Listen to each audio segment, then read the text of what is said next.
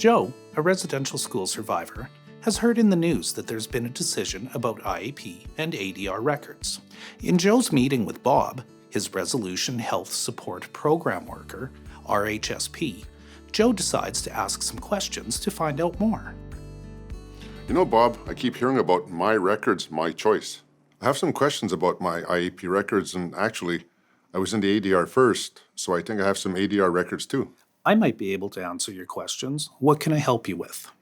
I guess the first thing I want to know is exactly what are my records? Well, Joe, as you know, the IAP, or Independent Assessment Process, was one of the parts of the settlement agreement that survivors could apply to for compensation for abuses they suffered in residential school. The ADR, Alternate Dispute Resolution Process, was before the IAP from 2003 to 2007. If you participated in the ADR process or in the IAP, records were created to support your claim.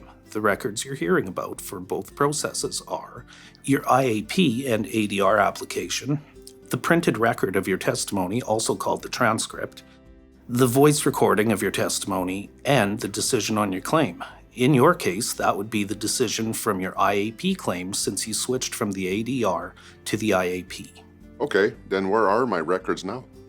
Your IAP and ADR records are being kept secure at the IAP Secretariat in Regina, Saskatchewan.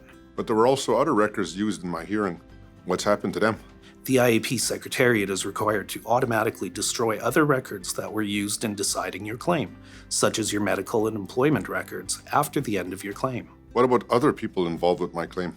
Anyone else who would have copies of your records because they were involved with your hearing, such as the Government of Canada or a church, is required to keep them confidential and destroy their copies after they are no longer needed for your claim. But my hearing was a long time ago, and I got my decision soon after. Why am I being asked about my records now? In October 2017, the Supreme Court of Canada ruled on what happens to these records after claims are finished. As you know, your records contain sensitive information about the abuse you suffered and how it affected you. That includes your name, the information you provided for your application, what you said at your hearing, what the adjudicator said about you in the decision, and the compensation you received. There may also be information in your records about your health, employment, and if you've had any criminal history. You were promised that all of this would be kept private and confidential. The court decided that the claimants control their own records. This means that as an ADR and IAP claimant, you and you alone choose what happens to your records. The court said that because these records are private and confidential, they will be automatically destroyed, unless you choose to preserve them for yourself or for history, research, and public education at the National Centre for Truth and Reconciliation. We call it the NCTR. The court also said that if you get a copy of your records or have them preserved with the NCTR, the information that identifies other people will be removed, blocked out. That way you control what happens to your records, and the privacy of other people is also respected. Wait, what are those choices? What can I do with my records? Yes, you have choices, Joe. You can do nothing, your records will not be shared, and they will be destroyed on September 19th, 2027. You can ask the IAP Secretariat to send you a copy of your records to keep for yourself or to share with others. You can preserve your records for history, education, and research by sharing them with the NCTR. If you ask for this, the IAP Secretariat will securely send your records to the NCTR for you. You can both get a copy of your records for yourself and preserve them at the NCTR if you wish. Whether you want to get a copy of your records or preserve them at the NCTR, you have until September 19th, 2027 to let the Secretariat know your decision. So if I don't want to share my records, I don't have to? No, you don't. The IAP and ADR promised you confidentiality. That promise is being kept. If you don't want to share your records with the NCTR or anyone, you don't have to. And you don't need to do anything to be sure of that. Your records will stay secure until they are destroyed on September 19th, 2027. Good, I can see why it's important to understand that. But if I do want my own copy of my records, what do I have to do? The IAP Secretariat needs to get a request in writing from you as the claimant if you want a copy of your records. To make it easy, they created this form that you can just fill out and send to the IAP Secretariat by email, regular mail, or fax. The contact information is listed on the form. They will send your records in a plain envelope to protect your privacy. So if I want to get my records to leave them with my family, would this be the way to do it? Yes, that's right. You request a copy of your own records and do what you wish with them, including leaving them with family or friends. After I send in my written request for my records, how long does it take to get my copy? It can take several months. Because these records are confidential and sensitive, the IAP Secretariat must be sure to match the proper records with the person requesting them. We also have to remove the information in your records that identifies other people. This is done to respect their privacy too.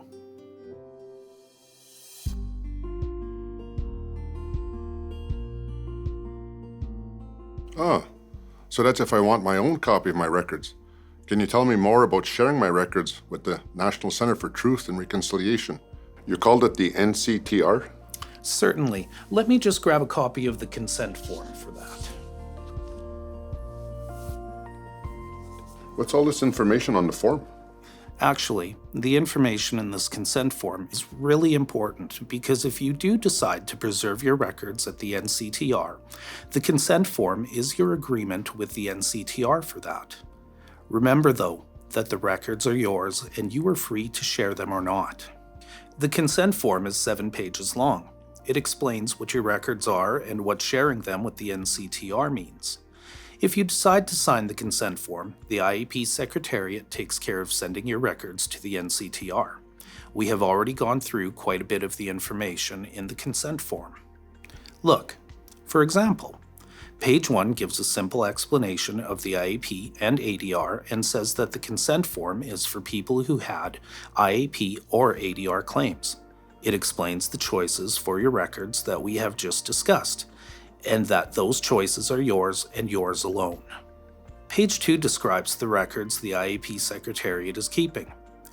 As we also discussed before, your application form, the transcript of your testimony, the voice recording of your testimony, the compensation decision on your claim.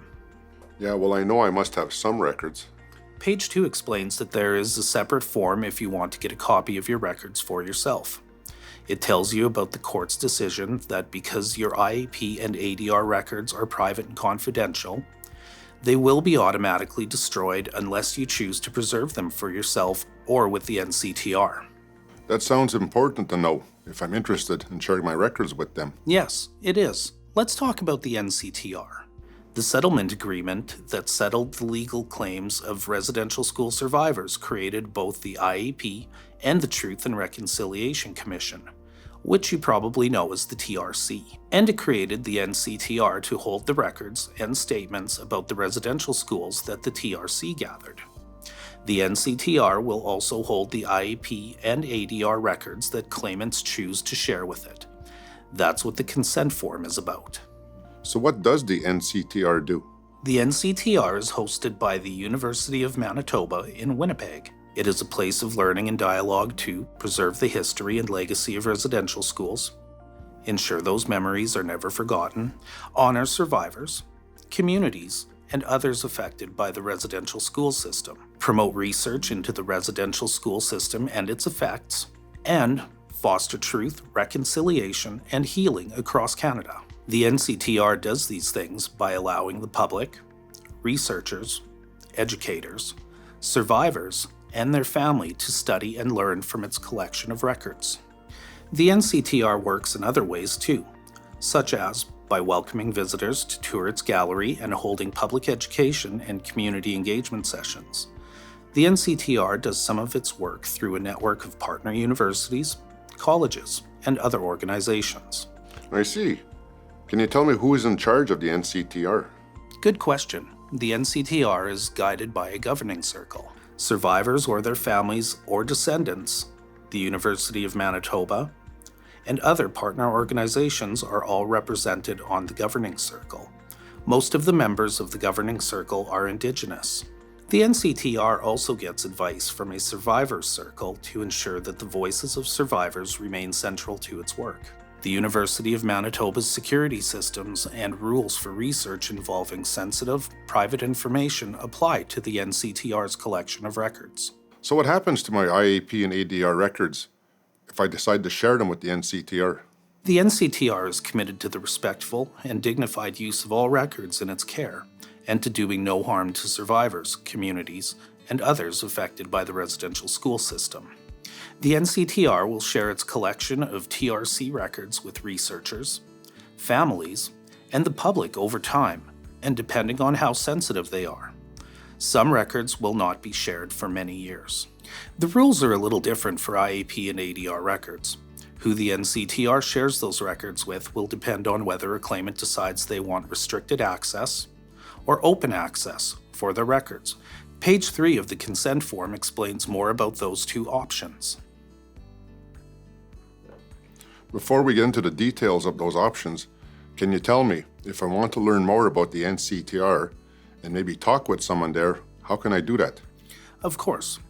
There are a few ways to get more information about the NCTR. You can find the NCTR's information pamphlet and video on its website at nctr.ca/archives.php, or through links on the IAP information website at myrecordsmychoice.ca. You can also call the NCTR directly with your questions, toll-free at 1-855-415-4534. Now, you said that if I want to share my records with the NCTR, there are two options for doing that. Yes, the two options are restricted access and open access. Let's look at those on page 3 of the consent form.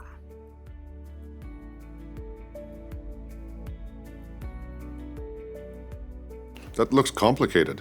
Not really. The key difference between restricted access and open access is whether the NCTR keeps confidential your name and other information that identifies you. We call that your personal information. If you want to preserve your records with the NCTR, but want your personal information to stay confidential, then restricted access is for you. If you want to preserve your records with the NCTR and have them made public with your name in them, then open access is for you. Oh, I can understand that difference. It's an important one. Yes, it is. Now a little more explanation.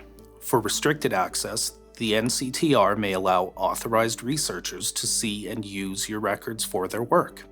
Authorized researchers must follow the university's research and ethical rules, and they must keep your personal information confidential. If the NCTR uses your records for education, it removes your personal information first, so you cannot be identified. For open access, the NCTR may allow your records to be seen and used by researchers, educators, partners in its work, and the public. The NCTR will use your records to promote reconciliation. Over time, and depending on how sensitive your records are, this may include the public release of your records with your name in them. But the NCTR won't release information that exposes you to identity theft or to being contacted without invitation. In my hearing and application, I gave a lot of information about myself and other people too. You said that if I ask for a copy of my own records, the information that identifies other people will be removed first. Does that apply here too? Yes, it does. A note in the middle of page 3 of the consent form says that the information that could identify other people will be removed before IAP and ADR records are transferred to the NCTR. This is done to protect their privacy. I'm not sure I want to see my records, but if I did want to see my records before I decide about preserving them at the NCTR, could I? Yes. To do that, you complete and send in the form we talked about to request a copy of your own records. Is there more I should understand about preserving my records at the NCTR? A bit. Page 3 of the consent form explains that preserving your records at the NCTR will help future generations understand the history and impacts of the residential schools on First Nation, Inuit, and Métis peoples and communities. This is an important benefit and reason to consider sharing your records. For the restricted access option, even though your personal information stays confidential, there will always be a chance that the NCTR or a researcher could reveal your identity by mistake. You accept that risk and rely on the NCTR to decide what researchers see your records. For the open access option, the NCTR decides who sees your records and about naming you publicly in them. You rely on the NCTR to make those decisions respectfully, and accept that you will not be able to control how people who see your records may react to information about you.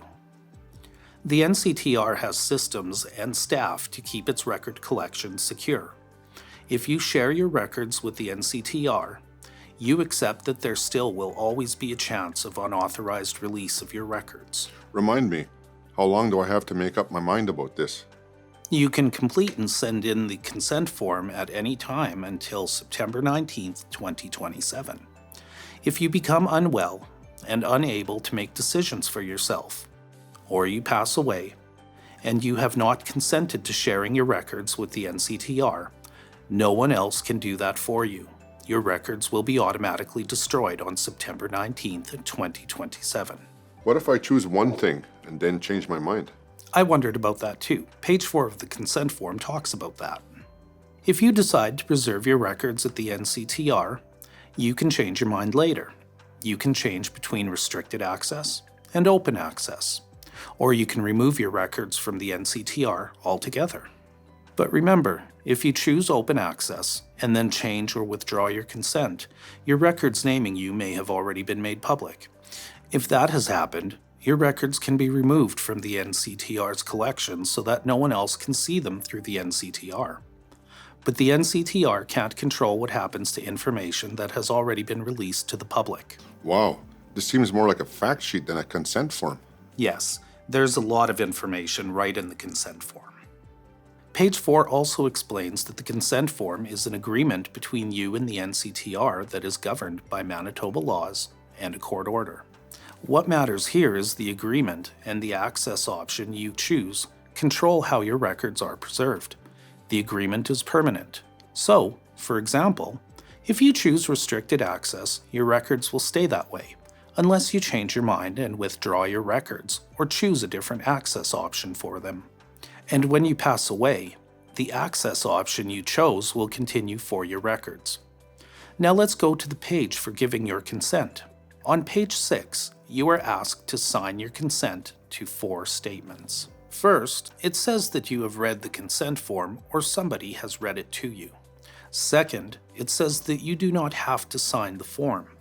If you choose not to sign it, your records will not be shared with the NCTR or anyone else, and they will be destroyed on September 19th, 2027.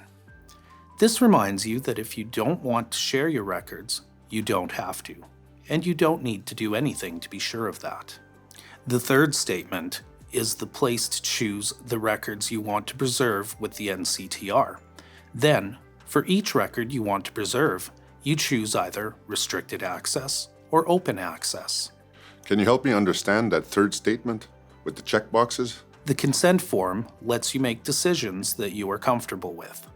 The records you check will be preserved. The ones you leave blank will be destroyed. If you want, you can check different levels of access for different records. So I would have to sign for all 4 statements? Actually, you sign only once, at the end of page 6. That signature means you accept all 4 statements. Like I said before, there is a lot of information. But since it's a consent form, it's important that you really understand what your signature means before you sign. Page 7 asks for your contact information to help the IAP Secretariat track down your IAP or ADR records. The form asks for other names you may have used, or other spellings of your name. Your IAP or ADR claim number will be the best way to identify your records, but you can still send in the form if you don't know that. The form asks for phone numbers so that the IAP Secretariat can contact you if they need to clarify anything that will help to identify your records. You'll notice the part where you put your phone number asks you to say yes or no to whether the IAP Secretariat can leave a message. Your privacy is important, so if the IAP Secretariat staff try to call you, they will leave a phone message only if you clearly show them on the form that it's okay with you. And that's it? Don't I need to sign too? Yes, you do need to sign. Below your choices for preserving some or all of your records with the NCTR is where you need to sign your form. If a claimant signs with a mark instead of a signature, a witness also needs to sign in the separate box for that. If you use a signature, then you would just leave the witness box blank. And then I'm done? Well, yes, But because you have to give your consent in writing, you still need to get your completed and signed consent form to the IAP Secretariat.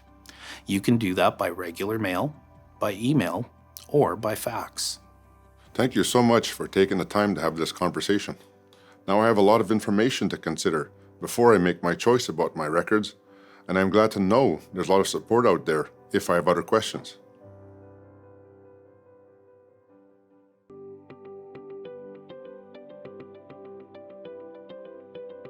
If you have questions about your IAP and ADR records, or if you would like us to send you the form you can use to have a copy of your records sent to you, or a consent form for preserving your records with the National Centre for Truth and Reconciliation, call IAP Information toll-free at 1-877-635-2648. Or check out our website, myrecordsmychoice.ca. You can also call Resource Lines, Assembly of First Nations toll-free at 1-833-212-2688. Inuit representatives have a few numbers you can call. For the Inuvialuit, call 1-867-777-7018. Or you can call Makivik toll-free at 800-369-7052.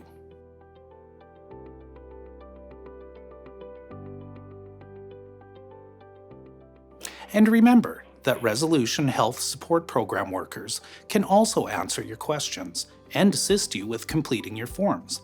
The IAP Information, Assembly of First Nations, and Inuit representatives toll-free lines, and local band offices can all help you contact an RHSP worker for your area.